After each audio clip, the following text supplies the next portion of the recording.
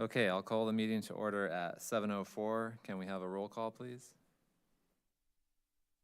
Mr. Allred, Here? Mr. Andreessen, Here.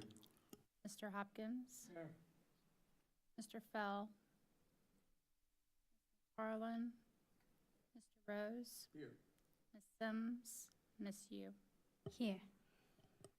Okay, looks like we have a quorum. Are there any changes to the agenda? No.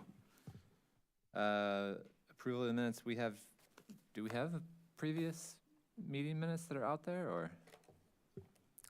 I don't believe so. Okay, I'm working on Okay. it. okay, no, I meant, yeah, that's what I meant. I thought we had a meeting, but we just don't have the meeting minutes yet. That's fine.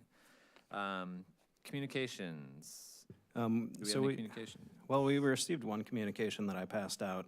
I wasn't sure if it was meant for the zoning board last night or because it referenced the zoning case for last night, but it's dear members of the Planning Commission, so I shared that with you all. Since that case that it pertains to at zoning board is very similar or almost exactly the same as the one for Plan Commission, I wanted to share it with the Plan Commission tonight. So that one's from Pierre Moulin, and it's opposed to the Dutch Brothers coffee shop at, or that's subject for the plan case tonight. Okay.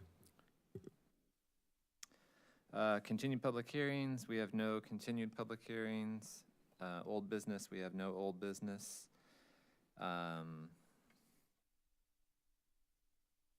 Brings us to, this is a new public hearing, correct? Or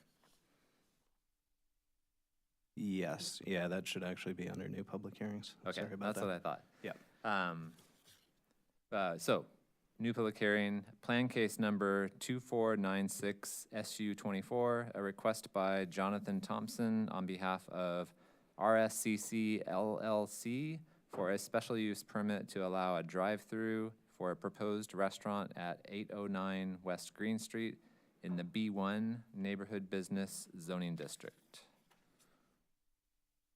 And do we have a staff presentation? That we do. All right. Okay. I'll turn it over to you, Mr. Garcia. All right. Good evening. Okay. So this is a request for a special use permit to allow a drive-through for a proposed restaurant at 809 West Green Street. The zoning ordinance requires a special use permit for any drive-through facility in the B1 Neighborhood Business Zoning District. Specifically, Section 85G states that drive-through facilities for any use in the B1 district shall be considered accessory to the principal use and shall require the granting of a special use permit. So the proposed principal use is a fast food restaurant, and that requires a conditional use permit from the Zoning Board of Appeals. That request was heard by the Zoning Board of Appeals last night, and they approved that request with some conditions that were mostly the same as the conditions we proposed to the Plan Commission. I'll get into sort of the nuances of how they differed from our staff recommendation a little bit later on. But that conditional use permit for the principal use fast food restaurant was approved last night. So the Plan Commission's job tonight is to determine whether or not to recommend a drive-through as an accessory use to that approved principal use. Okay, so for a little background, this site is about 0.6 acres, is 27,000 square feet. It's located on the southeast corner of Green Street and Lincoln Avenue. So it's directly east of Lincoln Avenue from a large parking lot, but it's all university land. So it's directly east of the university. It's kitty corner from Hendrick House to the northwest. It's across the street from the Circle K gas station to the north. To the south is a church. And then to the basically all points east is residential, mostly sort of immediately higher density residential. And then further east along Green Street, you get into the mixed office residential zoning district, which is sort of medium density or lower density residential. So for about 30 years, this site, from the early 90s till 2021, this site had a gas station and a convenience store. It was most recently Circle K, but that closed in 2021, and it's been vacant and on the market since then. With respect to zoning, this is zoned B1 neighborhood business, as is the gas station to the north. The zoning across the street is sort of legacy from before the university bought it and changed it into, well, the parking lot there. And then to the northwest is the new campus mixed-use district, and then you'll see to the east, northeast and southeast is medium and higher density residential zoning. For future land use, this area is identified as campus mixed use and has multifamily to the east, institutional to the west, campus mixed use to the north, south, and northwest. Okay, so the proposed use is, or actually before I get into that, just to give a little bit more context, here's some photos. So this is from the north side of the site, from the sidewalk there along Green Street. So you see the first picture looking east, you're looking down Green Street towards downtown Urbana, is about half mile east that way, towards the MOR district there. To the northeast is sort of a larger apartment building, and then the Circle K is to the north, and then Hendrick House, again, to the northwest. Looking at sort of the edges of the site, since this was a gas station for a long time, the edges of the site are essentially just large driveways, punctuated by some utility poles. So that's what these photos show. And then looking at the site itself, obviously these were taken in the last week or so because there's snow on the ground. It was an old gas station with a car wash. And then I guess sort of to the east, you see some apartment buildings as well. And then I guess looking south here, you can see the church there to the south. So the proposed use is for a Dutch Brothers coffee shop, and it would have walk-up and drive-through service. There'd be no interior seating. In the staff memo, I had incorrectly stated that the applicant said there would be exterior seating and restrooms in the building available for customers. That still has not been confirmed with Dutch Brothers. So the applicant is a developer, Rockford Structures, and they're working with Dutch Brothers, and so Dutch Brothers hasn't actually committed to having outdoor seating and bathrooms available to folks. So we discussed that at the zoning board last night.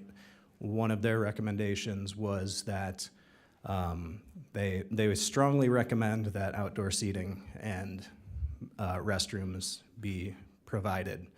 The reason that they didn't state it outright is they wanted to give some leeway for Dutch Brothers to commit to that between last night and when this goes to city council as well. So they didn't want to hold things up by saying they must do this, if that was essentially going to kill it, I'd say.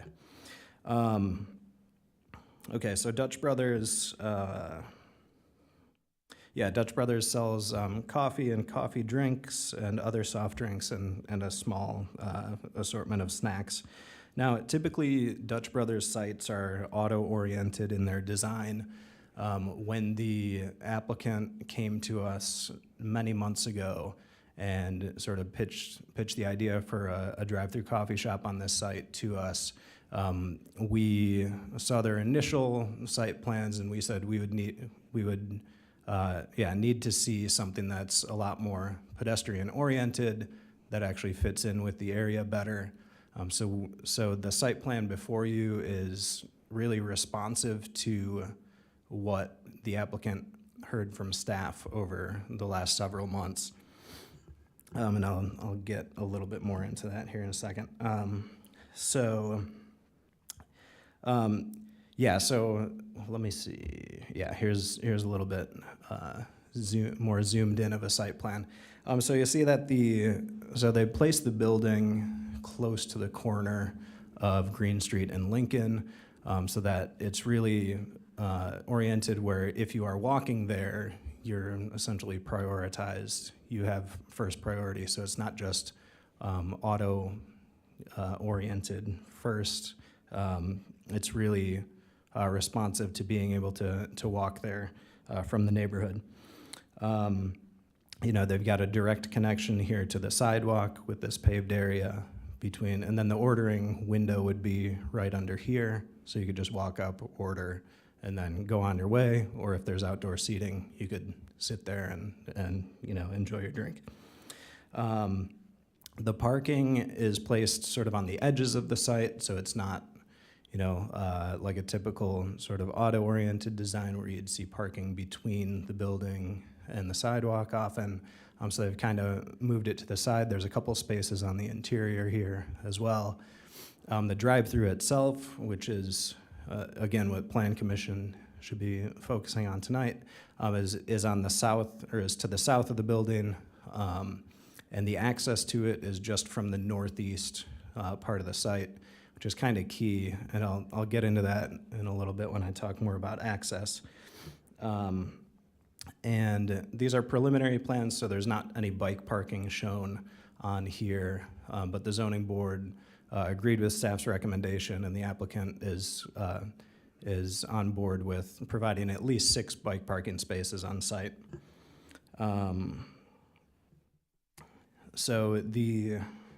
With respect to the comprehensive plan, as I mentioned, this site is designated as campus mixed use, which is in part described as promoting urban style development with a mix of uses that commonly include commercial, office, and residential. Developments contain a strong urban design that emphasizes a pedestrian scale with buildings close to the street, wide sidewalks, and parking under and behind structures. The design and density of development should capitalize on existing and future transit routes in the area. So this the proposal aligns to some extent with that future land use description. So it provides a commercial use that's in close proximity to residential uses. So this is a horizontal rather than vertical mixing of use. And the building, while it's relatively small with respect to the size of the lot, and it doesn't really provide the density of development that I think was envisioned with the future land use description. Its placement on the site and the overall site design are responsive to a desire for pedestrian scale buildings that are close to the street. And while the parking is not behind the building per se, it is off to the side and then on the interior of the site, so it's not like right up against the sidewalk, which is what we don't want to see. And then the amount of parking on the site, it is, the required amount is 10 spaces. They're requesting, or they have 16 spaces on here. And they have some good reasons for wanting more parking. And we can get into that, but the zoning board was okay with capping the parking at 16. So they're okay with what is seen here, but they don't want any more parking. And then I noted in the staff memo, and I just want to note that our regulations don't always align with what our policy statements say we want to see. So on this site, it would probably be difficult to build a multi-story mixed-use building and still meet all of the regulations, especially meeting the minimum parking requirements. That's usually the big sticking point. But I do think it would be hard to actually sort of get what's envisioned maybe in the description for the campus mixed use as a future land use. So in the staff memo, and then I'll go through these here, there are a few points I wanted to cover, or a few topics I wanted to cover with respect to the site. The first is access. So as I mentioned earlier, the access to the site currently, I probably should have zoomed in more on this, but so I put this together. This shows site access. So pink areas are walkways, so there's sidewalks. The pink and white areas are crosswalks. Pink and red areas are driveways, so it's places where people walk, but there's also cars coming in and out of. So if you look at the site, well, and also I'll point out there's MTD stops within a block of in every direction, which is nice. There's also, so the green line and the green hopper come through here. The 24 link, you see it comes from Lincoln Avenue and then goes west onto campus, so that's close as well. There's also the bike lanes here. These lighter green are bike lanes that are along Green Street, including the raised bike lanes that are to the west of Lincoln Avenue, sort of in like the core area of the MCOR project. So, and then, you know, the site is, as I mentioned, it's most of it, where at the edges of it are driveways. So, and then one other thing I wanted to point out is we recently finished a Lincoln Avenue study to change the configuration of Lincoln between Green Street and Florida Avenue. And so on here, the blue area is the new street configuration. So it would be taking 4 travel lanes plus a center turn lane and shrinking that down to 2 travel lanes with a center turn lane. And then some key things are the light green would be, the proposal is to do raised bike lanes like we have just right over here on Green Street as part of the MCOR project. So those are intended to be on both sides of Lincoln. And then also between those bike lanes and the sidewalk is a proposed parkway. So the plans that we have on the books already want this entire piece of the site to be cut off from Lincoln Avenue. And the site plan that's proposed is responsive to that. So I wanted to make a point of that. Also, if we go back here.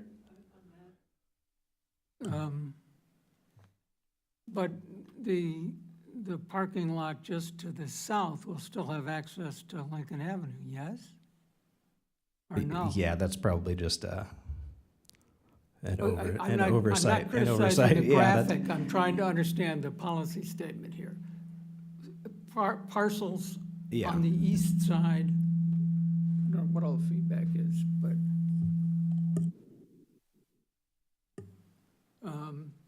parcels on the east side of Lincoln will have driveway access through this new configuration.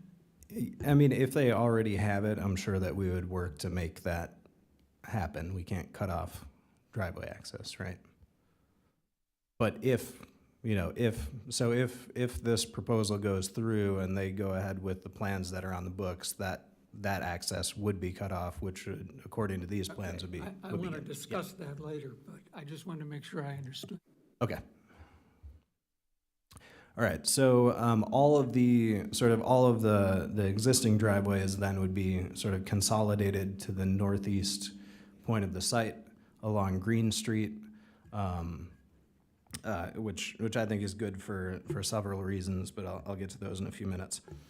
Okay, so for the drive-through itself, you'll note that it is proposed to have 2 drive-through lanes, and that's typical for Dutch Brothers locations. So the way that ordering is done at Dutch Brothers is there is no traditional ordering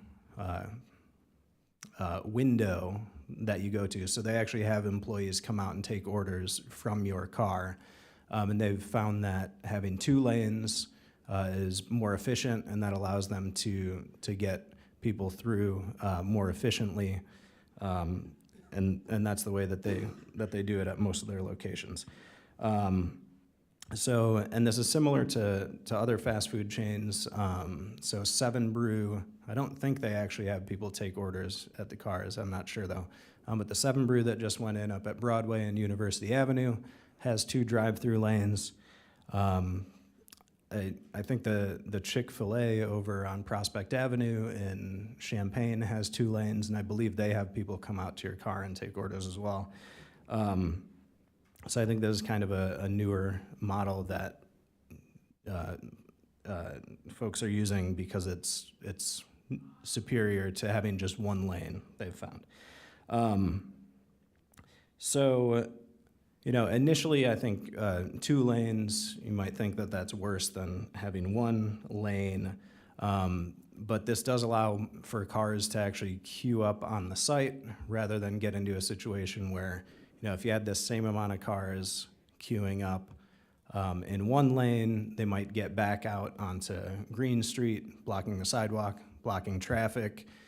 We've seen, so at the Starbucks up at Schnucks, they don't go out into traffic because they just queue up out into the Schnucks internal street network, but that can still be problematic.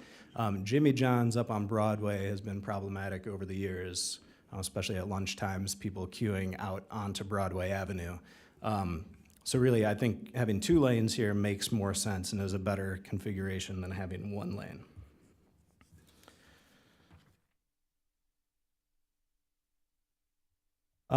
As I mentioned, parking, there's 16 parking spaces on the site.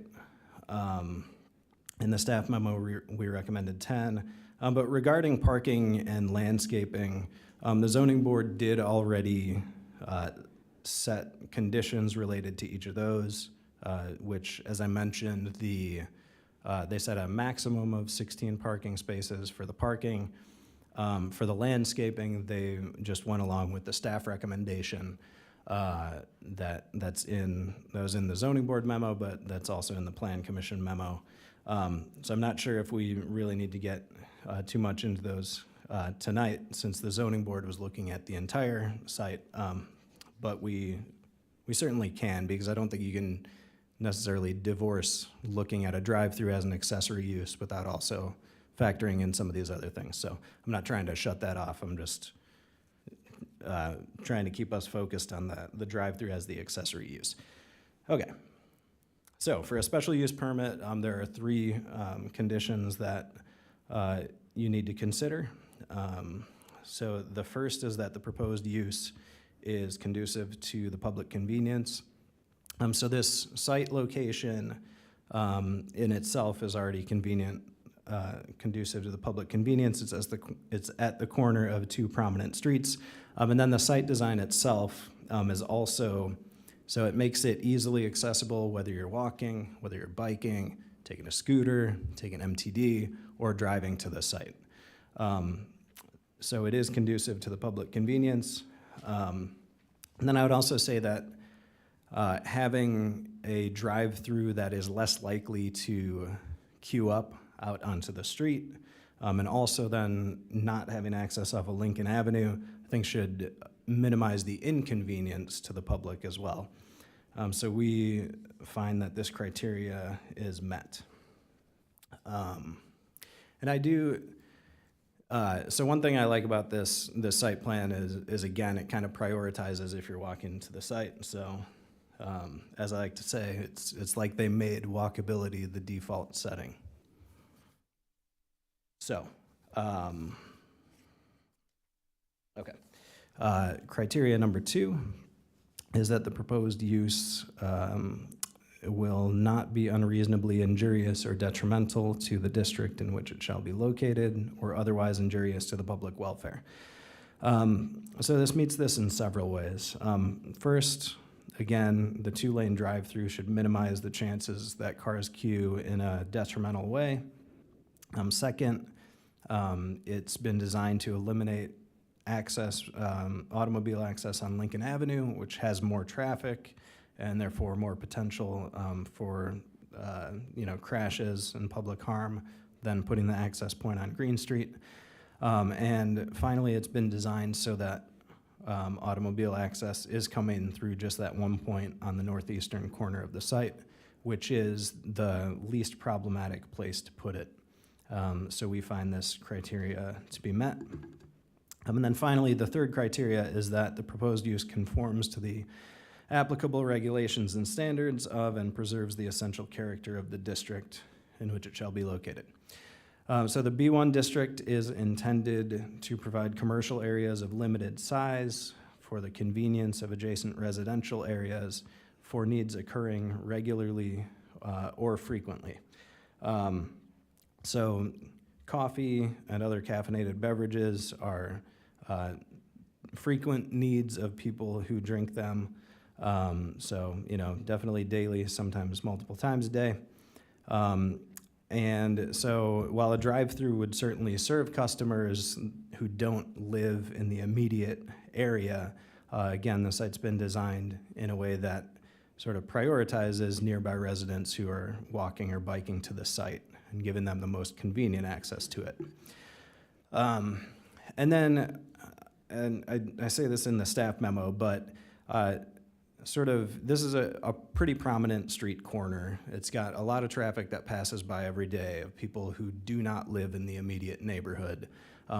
So the fact that a lot of people come by this site that don't live in the immediate neighborhood shouldn't preclude a use here that serves those people in addition to the immediate neighborhood.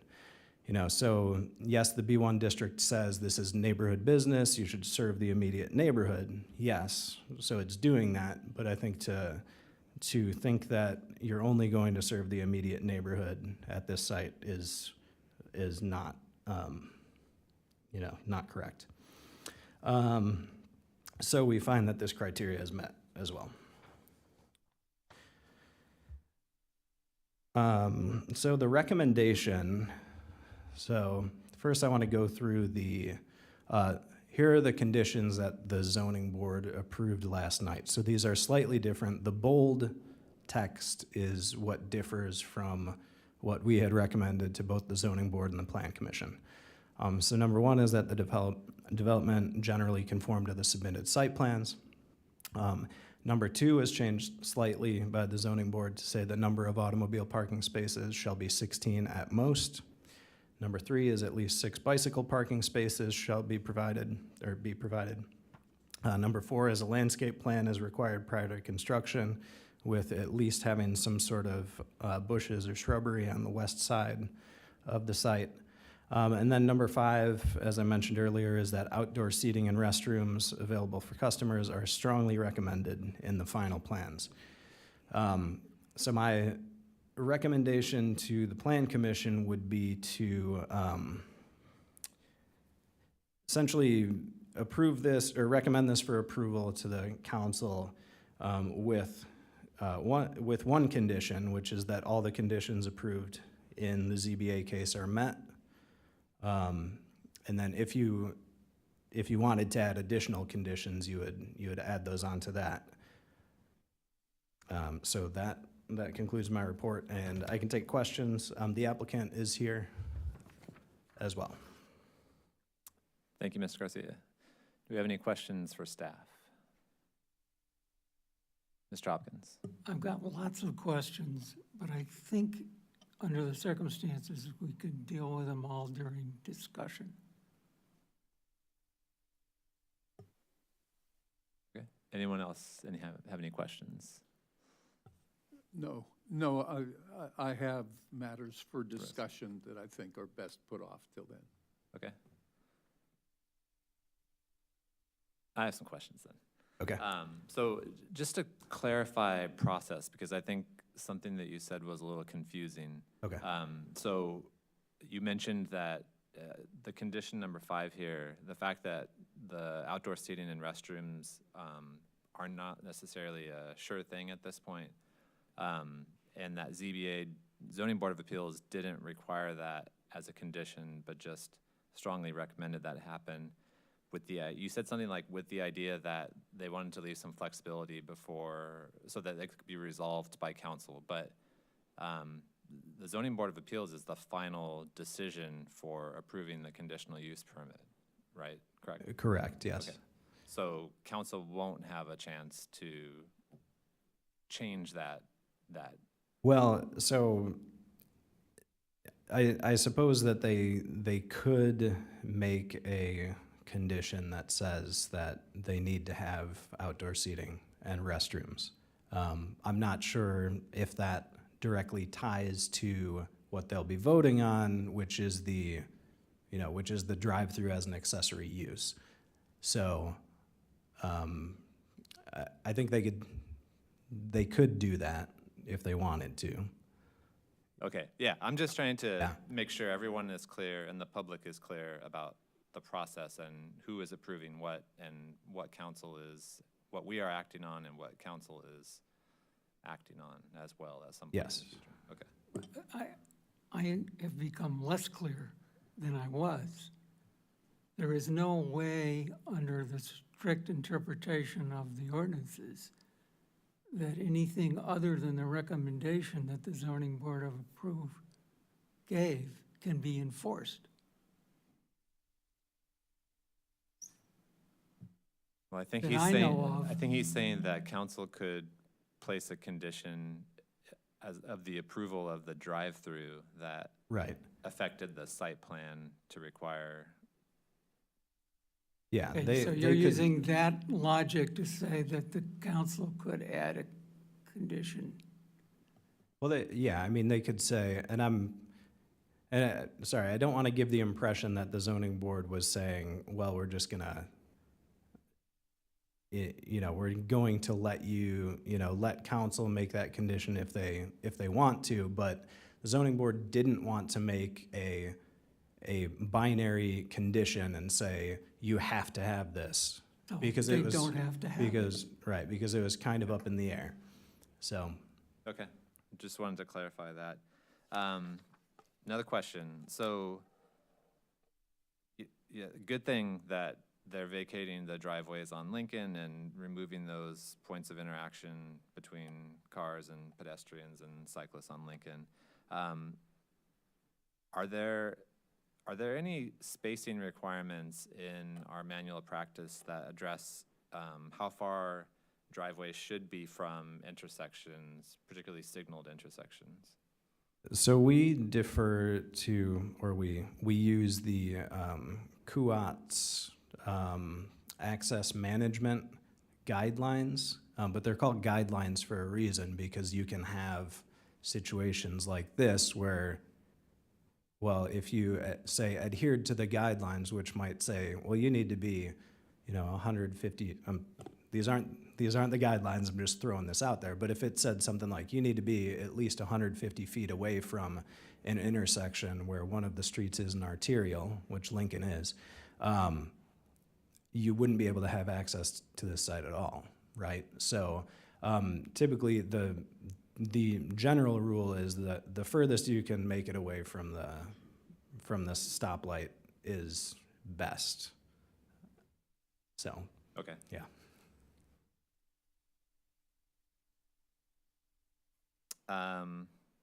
In the zoning ordinances, there are some requirements that apply to the stacking lanes, and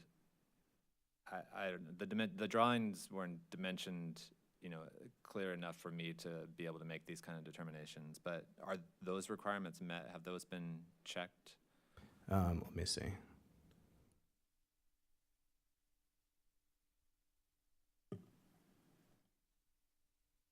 What requirements? Yeah, are you they referring would to? be, because essentially they're designed so that you have, I don't know, there's some dimensional requirements. yeah. That are spelled out. Yeah, sorry, I'm sure I checked those a while back, but it's either 90 feet or 100. 90 feet, I think. Yeah, so 90 feet's only 5 cars, so each of these lanes is at least 5 cars. Okay.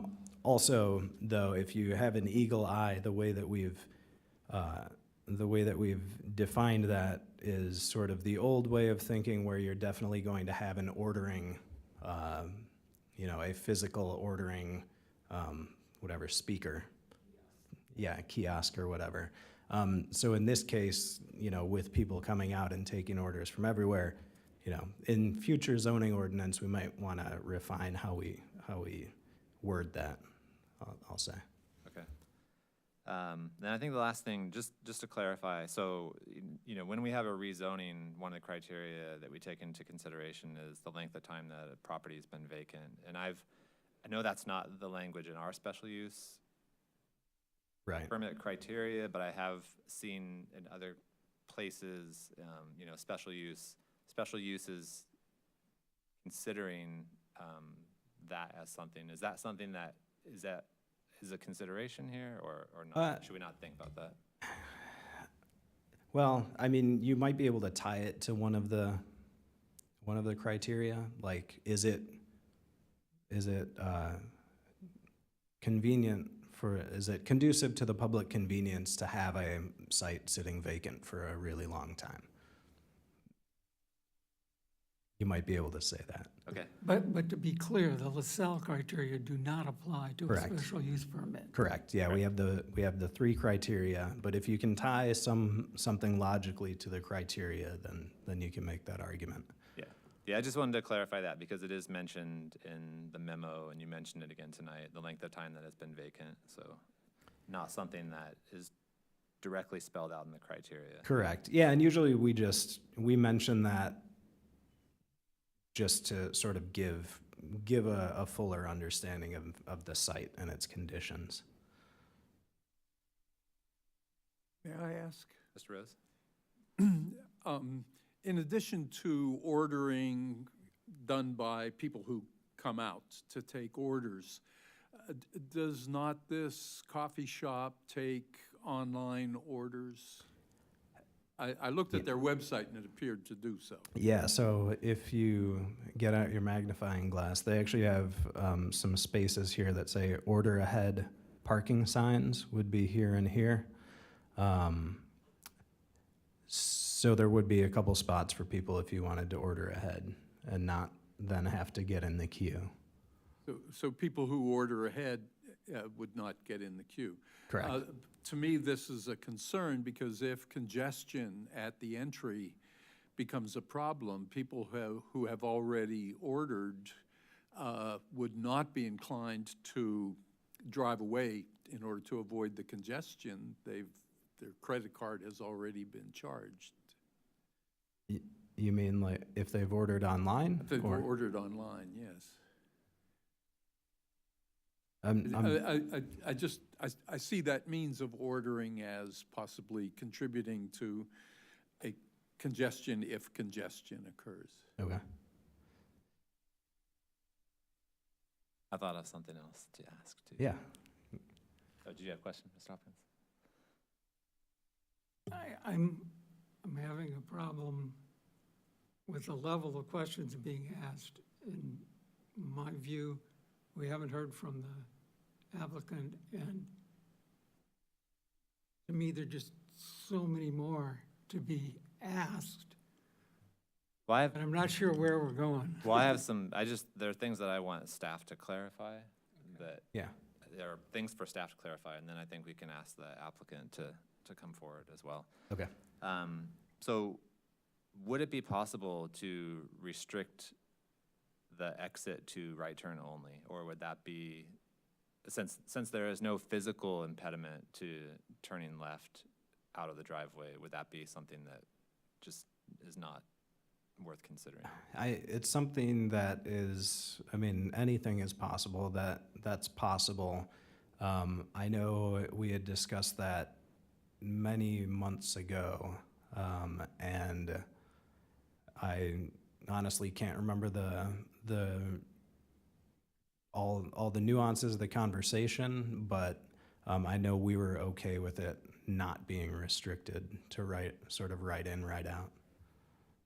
We as in, We as in staff, okay, Public Works, you Okay. know.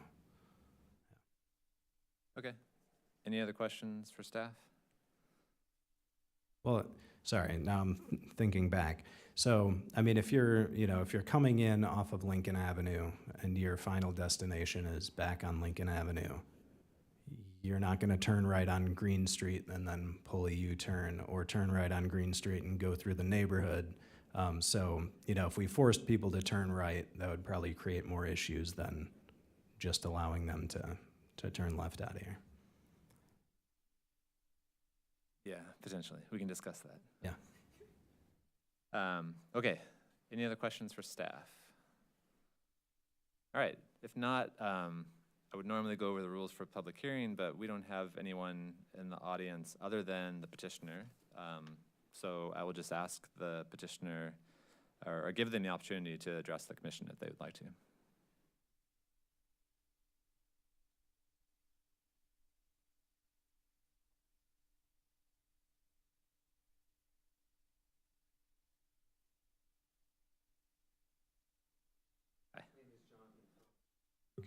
No, I turned it off. I thought you would thanks, go for Kevin. the other one. Yeah. My name is Jonathan Thompson. I work for RSCC. I am in-house counsel. I've been on the job for about a couple of months. RSCC is a development group out of Machesney Park, Northern Illinois, a little bit past Rockford. I actually live locally and grew up in Champaign. Spent my summers in Urbana at my dad's appliance shop, which is Skip Thompson's Rentals. Did business here for about 50 years. I'm not sure if he's actually retired. He just keeps working. He's like 92. But yeah, I agree with a lot with what Kevin said. And some of the conditions make sense. Findings from last night. The points that we kind of emphasized were on parking and having the 16 spots versus the 10 spots. Reason being is because Dutch Bros tends to employ probably more employees than typical of a coffee shop that size. So that, you have people outside taking orders, so that's a couple more employees. And then you have the employees that are working inside. So if you have 8 employees and then you have 2 spots that are designated for, disabilities, then you're not leaving a lot of spots for the general public. I also think that having more spots we have the double drive-through, so I believe that is gonna help with the congestion. That's a lot of cars that can stack in there, but if you have more spaces, that gives people more opportunity to come to the coffee shop and park and going to the window, picking up their drinks instead of entering into the drive-through. Also think that, where the extra spaces would be located would be on the east side of the property. So you're already going to have a bunch of spots there, so it doesn't really hurt the site aesthetically to add more spots to that side. Plus, we'll have some kind of screening fence or bushes and shrubs and landscaping to block the view from the residences on the east side. When it comes to the bathroom, we did talk to Dutch Brothers and the outdoor seating. We did talk to Dutch Brothers today, and I think that's the direction that they're gonna go with the outdoor seating. The issue with the bathroom has been, and I don't think they're very aware of like our community, they're aware, but they develop around the country. So it was more of a safety concern. I guess they were having, because the way that the bathroom is set up is you have a door that you enter into it from the outside, and then the employees use the same bathroom. So people were trying to gain access to the interior of the coffee shop, and so that became a safety concern there. So I think that's the reason why they wanted some time to determine the outdoor seating, because I think with the outdoor seating, it may trigger the need for a bathroom if you have the outdoor seating. Other than that, I think the other conditions that Kevin lined up, I think we're good with all of that. So I'll take any questions. All right, thank you. Yep. Any questions for Mr. Thompson? I'm not sure that you're in a position to say, but has Dutch Brothers ever developed a configuration exactly like this before? I believe so. Just looking at, if you're looking at the elevations, I'm not talking about the elevations. Obviously, the building itself is Right. completely standard. Right. I'm it's- talking about the exact arrangement of the Double drive-through. lanes, the parking, the access, entry. Right, right. And I can't say 100% sure, but I'm fairly certain that this is a model that they've used before. May I also ask, has Dutch Brothers planted itself in signature pedestrian and bicycle locations? Are there examples where significant accommodation has been made to customers other than drive-in customers? And I can't speak to what they've done in other communities. I mean, I can look at this plan and I can say, hey, this building has been situated in a place on the lot that makes it, friendly to pedestrians. Having the walk-up window on Green Street for pedestrians to get coffee from.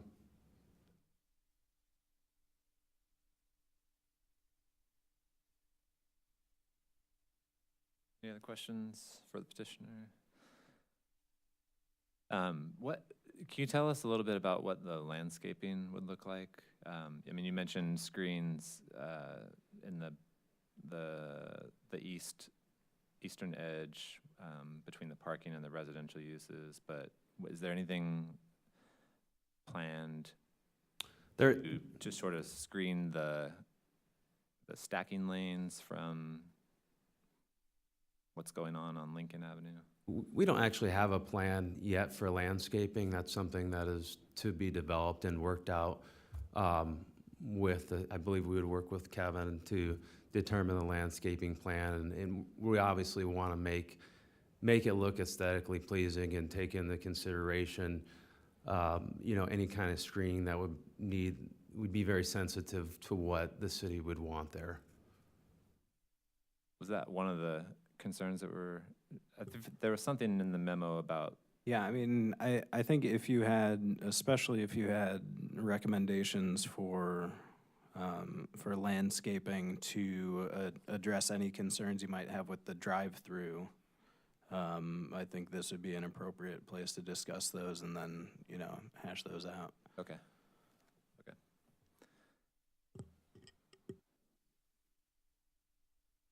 Right, any other questions for the petitioner?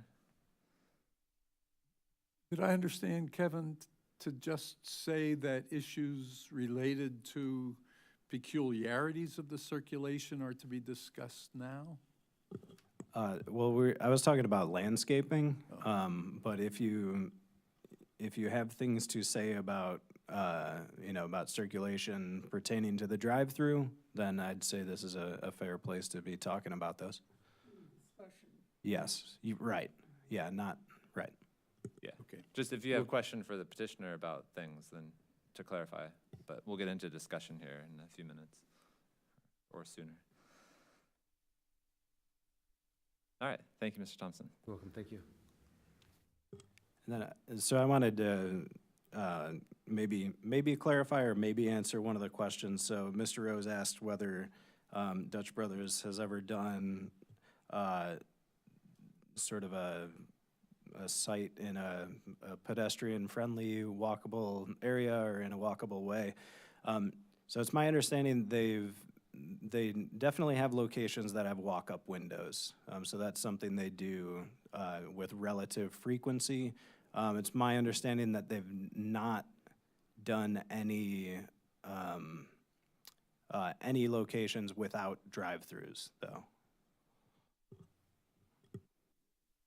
Okay, thanks for the clarification. Okay, so this is normally the time in our public hearing when I would open it up to the public to provide comment, but seeing as there is no one in the audience this evening, we will declare the public input portion closed and now go into discussion amongst the commissioners and possibly entertain a motion to vote. So, is there any discussion on the proposal?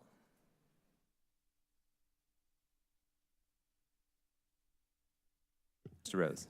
I think Mr. Hopkins gave me the impression that there are some fundamental things at work and some details, and I'm happy to express a fundamental concern that I have about this.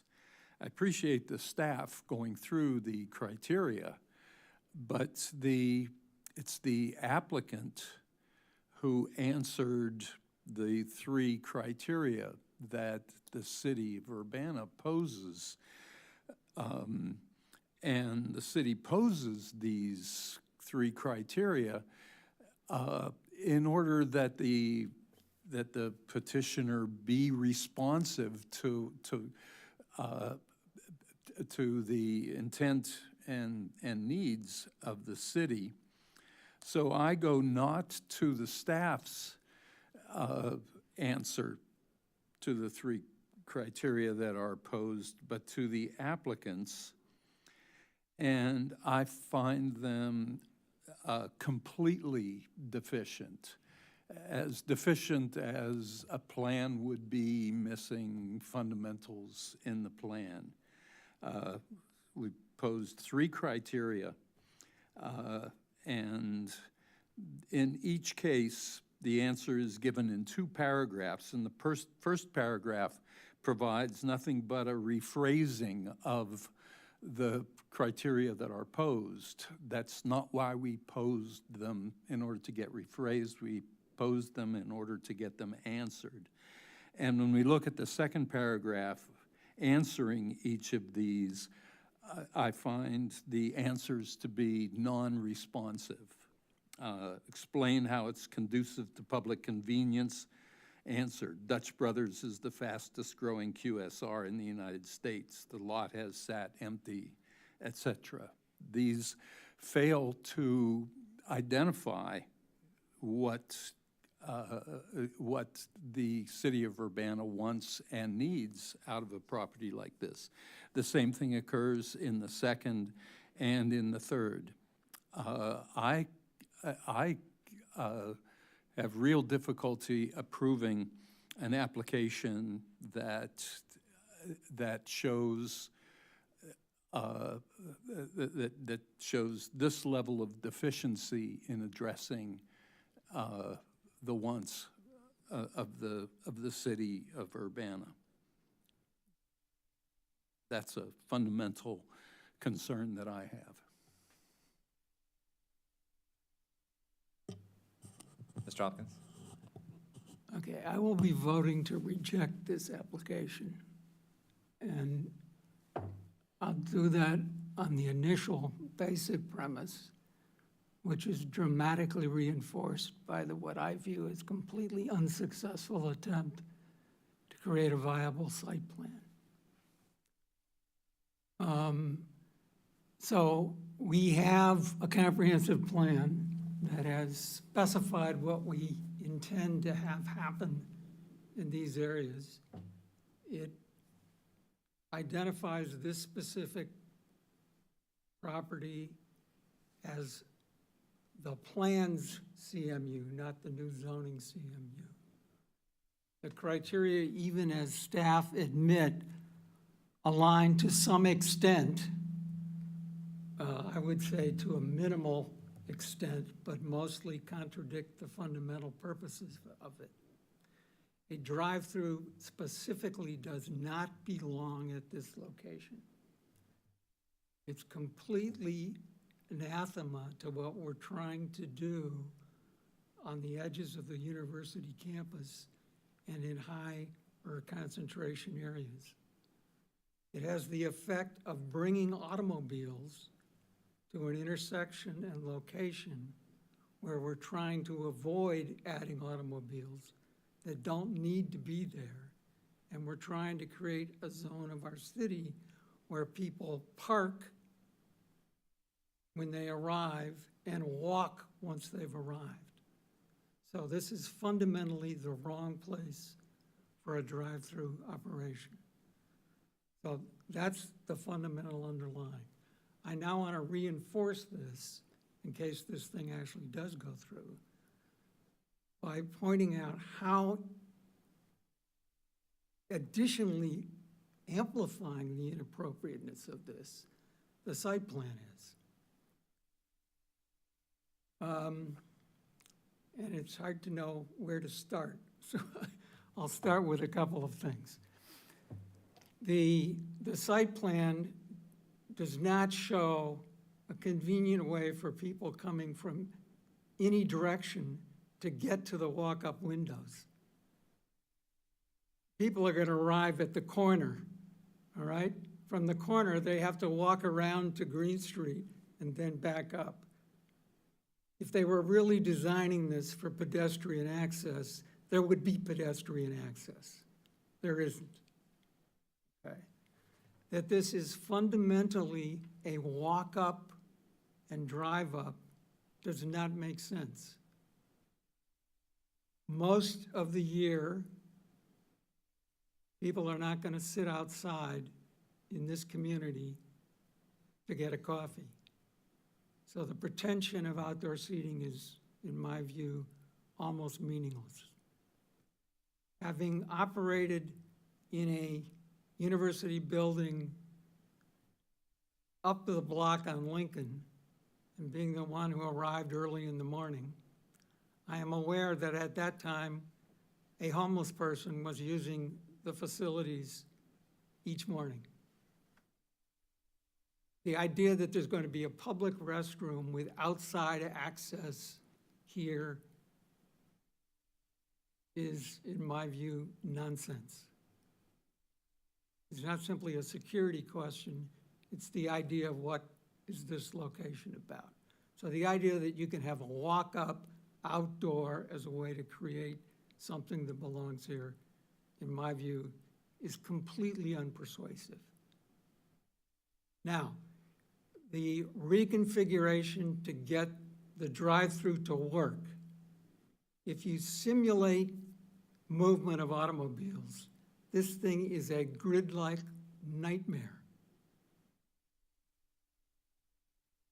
You come in one location, you barely meet the 50-foot throat dimension, and maybe don't meet it. You then have some cars coming in to park in these two spots for the people who've pre-ordered. To do that,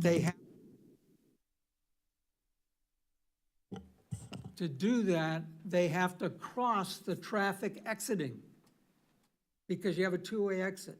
I have never seen a drive-through operation that has a two-way exit where the exit traffic has to cross the entry traffic. I do not believe this is actually possible. All right? Now, that in addition means that the cars trying to exit from the drive-through have to cross the incoming traffic. So the incoming traffic has to stop when somebody in the pickup parking space backs out. And then the person trying to exit from the pickup window can't get out. The driving through the parking spaces are on a two-way lane that's approximately 20 feet wide because it's matched to a parking, which is a standard way of doing a double-loaded, preferably one-way parking thing, but it's two ways. So that means a car cannot back out of one of those spaces without blocking traffic in both directions, coming and going. This site plan is completely unworkable. So I am voting against this for two reasons. One, this doesn't belong here, and two, the attempt to make it look as if it belongs here is a disaster. It's completely unworkable.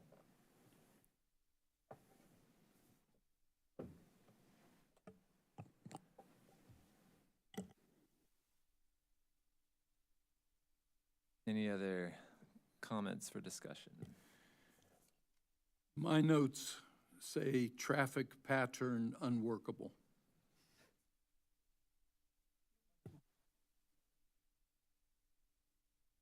And it's for the reasons, for some of the reasons that, that Mr. Hopkins expressed. I'm not a fast foods person. I'm not familiar with 2 lanes feeding, 1 window, and merging taking place. If others do this regularly, I will defer to that, but I saw a problem with the merging of these 2 lanes. Yeah, my experience is the merging the 2 lanes is not a problem. Okay. I've seen that and I've used that. It's the rest of this that doesn't work. And if the council is going to permit this, this site plan has to be changed. And I can imagine ways it can be made to work, but they don't justify this thing being at this location.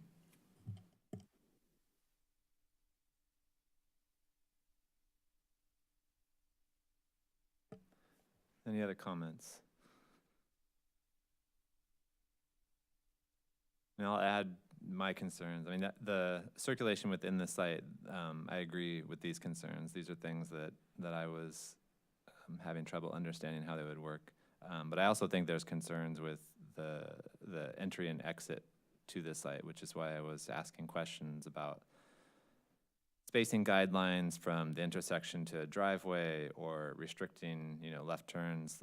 The reality is that I would imagine a lot of people are going to be coming from Lincoln to this, making a left turn onto Green, then turning into this, and then trying to make a left turn in an area that's already congested by design with bus traffic, with cyclists, with pedestrians, moving from the residential area to the east, commuting into campus to the west.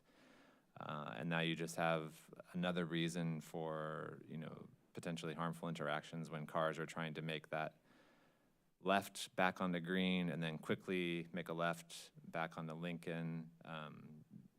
I understand that this is how this has worked in the past because we've had 2 service stations there. And I've also seen people do crazy things going in and out of those service stations, particularly when both of them were in operation. So I don't think, we should take the fact that these uses have existed here and have been used, in a certain way as sort of approval of these as potentially good locations for similar types of very auto-centric kind of uses. I think we have an opportunity to do something that is better and more closely aligns with what we're trying to achieve in the comprehensive plan, which is, I think, what Mr. Hopkins' point was making. So, any other comments, discussion? Are we ready to make a motion? I will move that we send Plan Case 2496-SU-24 to City Council with a recommendation of rejection. All right, so we have a motion by Mr. Hopkins. Do we have a second? Second. Second by Mr. Rose. Is there any discussion on the motion? Can I make a request? Yes. If you are going to recommend denial, please tie your reasoning to the 3 criteria, so that when we go to council, we can articulate the Plan Commission's reasoning. With regard to the criteria, I can reiterate what I said earlier, and that is that the petitioner has design responsibility, and that is the design itself should be responsive to the criteria that are expressed. And while I find staff's response to be cogent, staff does not have design responsibility, and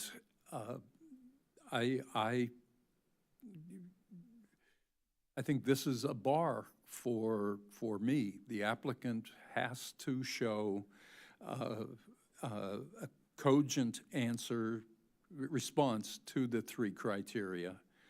And in my opinion, it is deficient in that regard. Okay. I think we can also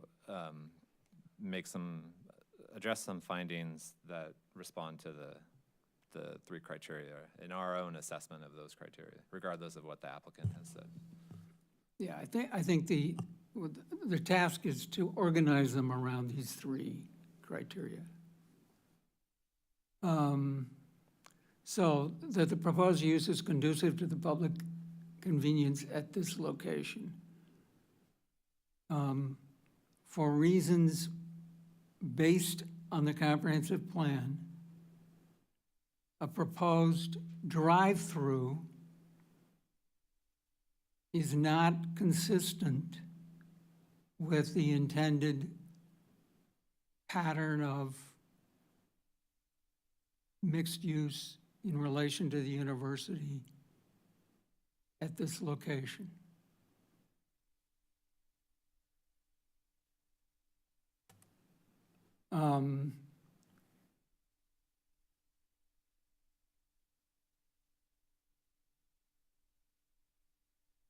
That the proposed use is designed, located, and proposed to be operated so that it will not unreasonably injurious to detrimental to the district in which it shall be located.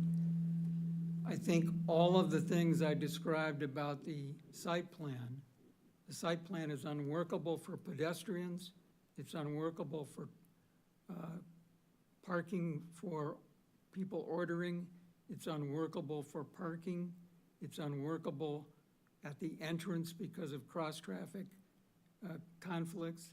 It's unworkable on Green Street because of the demand to turn left into a left turn lane, and because of the two-way entrance that would be backup occurring, trying to turn left into the entrance, people trying to turn left going out of the entrance. So there's gridlock at 3 points related to the entrance. It conflicts with the bike path, which on Green Street is a surface bike path, and there is no continuing center turn lane on the Green Street configuration. There was only a turn lane at the intersection. So you've got multiple left turns, people trying to turn into this driveway, people trying to turn out from this driveway, people trying to get into the turn lane, a bus stop just beyond, bicycles trying to watch two different directions of left turns and double traffic, two-way traffic. The traffic of the site plan is completely non-workable, both for pedestrians, as I described earlier, and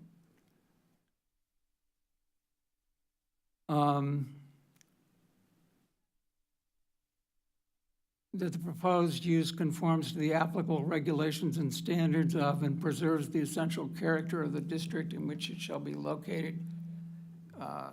It's inconsistent with the intent of the comprehensive plan. It's inconsistent with the changes that we are evolving through our plans for this district and for the reconfigurations of the streets, which we've done on Green Street already and we're going to do on Lincoln.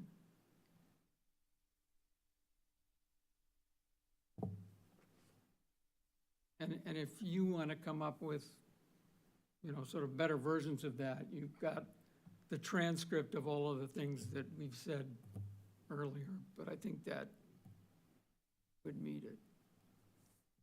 Good. Okay, thank you. Okay, I'll ask one more time if there's any discussion on the motion. All right, it seems like we are ready to vote. Could we have a roll call, please? Mr. Andreessen? No. No, wait a minute. Sorry, let's clarify. Yeah, The so- motion was to, The motion is to reject Deny. the, It should be actually to deny, right, formally? yes. Yes. I mean, you can So still the- vote no, just want to be Yeah, clear yeah. that we understand. If- Okay, yes. Right. Yes. Mr. Hopkins, Yes. Mr. Rose, Yes. Miss Yu, Yes. and Mr. Allred. Yes. Okay, so that motion to, let me make sure I get the language. That motion to recommend denial of the special use permit passes. Correct. That will go to the Committee of the Whole on February 3rd. All right. That brings us to audience participation. Is there anyone in the audience that wishes to address the Plan Commission for 5 minutes uninterrupted on a topic of your choice? Please come forward and sign in.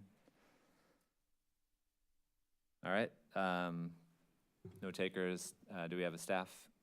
I Report? do not have a staff report. Which brings us to our study session. Do we have a study session? Not really.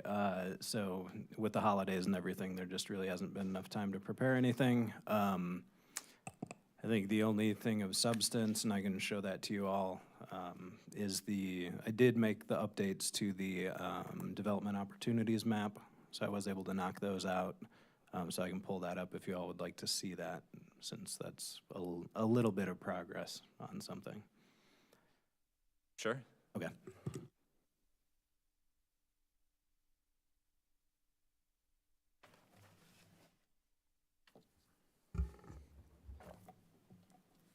I don't actually have notes, but I'm pretty sure I remember what most of the things were. Let's see, updated. Okay, so I removed, I think there was some text that was just unnecessary. So removed text, added this nice odd-shaped development opportunity area. These are all of the sort of industrial areas along North Lincoln that are, I guess, up for development, not currently developed. So What about the area east of North Lincoln that's not, I mean, there are two parcels there that are in the city. One is developed, the one you this, got your arrow oh, on. this and this? Yeah. Oh, yeah, this one's Roanoke concrete, but it's not fully developed, so. The bigger one is, or the lower one is? So Roanoke is right about, I thought Roanoke was the smaller parcel. no, I'm, Okay. no, I'm pretty sure it's right about here. Okay, But but I there's a can- lot I of can look into that. developable area there. I can look into that, okay. The other parts that you've Oops. left out, I think, are already developed. Yes, why is it? Okay, I'll add that note, okay. Oh, get out of there, okay. And then let's see. So I added, and I kind of wanted, Lou, I wanted to ask you about this. So you wanted Walmart. First of all, I put Walmart in the right location because I think before it was off here. Question of Lou, how big its parking lot is. yeah, Lou, you wanted to add that as an activity center, and I might push back on that because is that really an activity center, or is it going to be, or is it just a Walmart? Well, it's Walmart and Aldi and the post office. Okay, so I'll, And we may want to come up with a better label for it. okay, yeah, than that advertising Walmart. clarifies.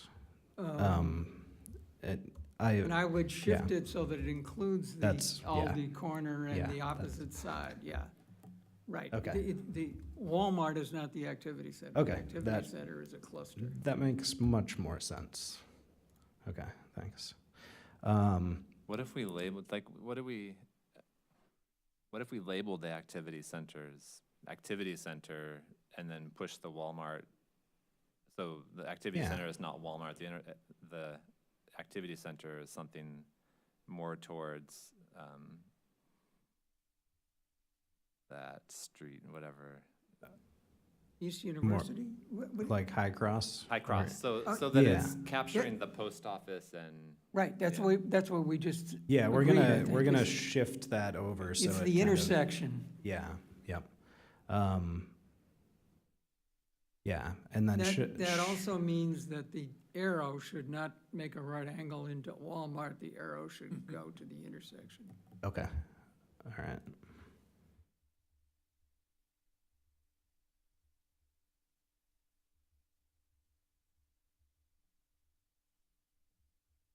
Okay.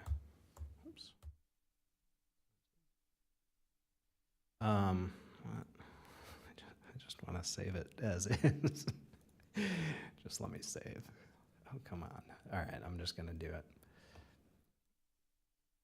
Uh-oh.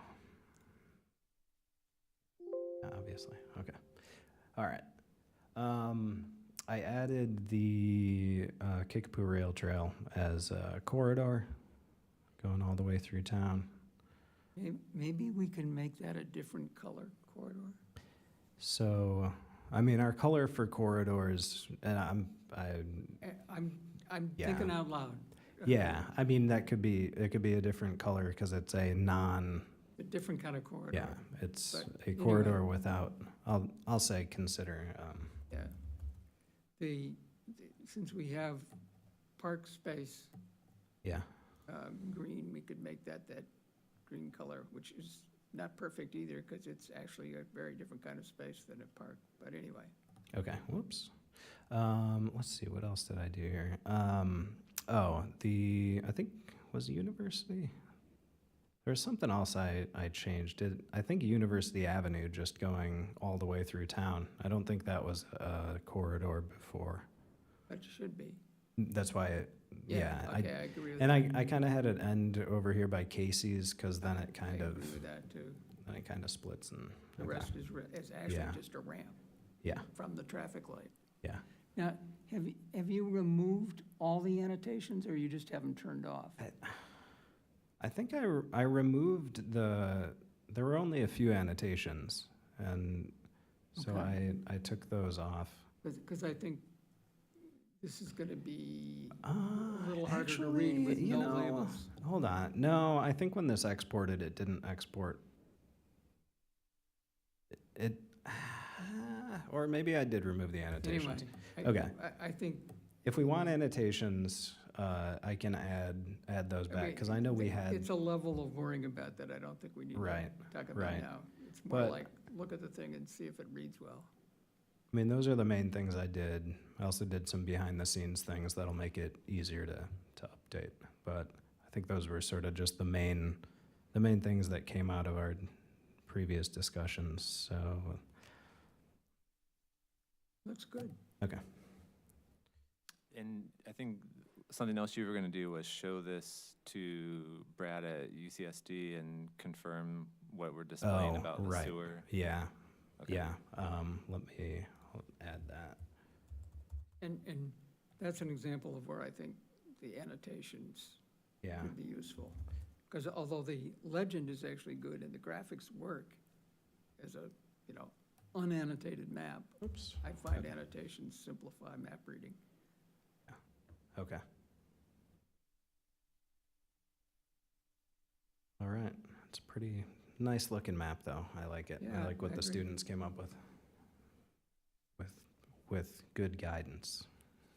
And the tweaks you've done, I think, and the tweaks we just identified are good too. All right. Sorry, that's all I got for comp plan stuff tonight. Is there a sense of a schedule for future meetings that we can look forward to, or Well, is that TBD?